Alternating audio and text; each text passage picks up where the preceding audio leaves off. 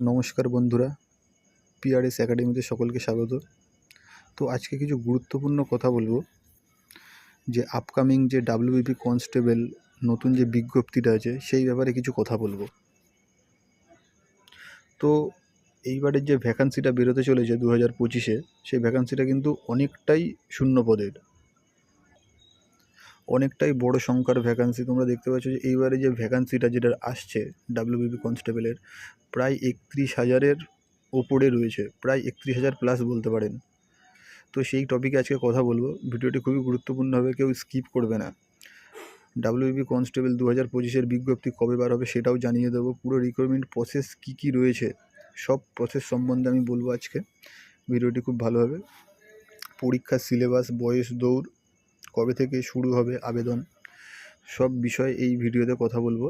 তো ভিডিওটি খুব গুরুত্বপূর্ণ হবে, কেউ স্কিপ করবে না। চলো ভিডিওতে যাওয়া যাক। তো বন্ধুরা, তোমরা দেখতেই পাচ্ছ বর্তমানে ডাব্লিউবিপি কনস্টেবল পদেই শুধুমাত্র 31,000-এরও বেশি শূন্যপদ রয়েছে।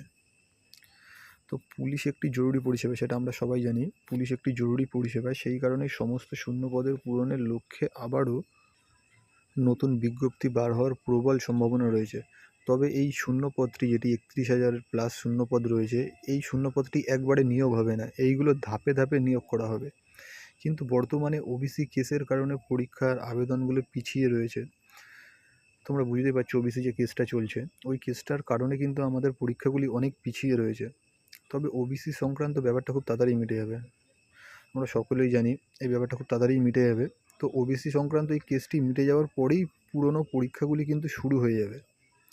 জেল পুলিশ, কেবি কনস্টেবল, ডাব্লিউবি কনস্টেবল, এই সব পরীক্ষাগুলো যেগুলো পেন্ডিং রয়েছে সেইগুলো কিন্তু এই ওবিসি কেস সংক্রান্ত এটা মিটে গেলে তারপরেই হবে।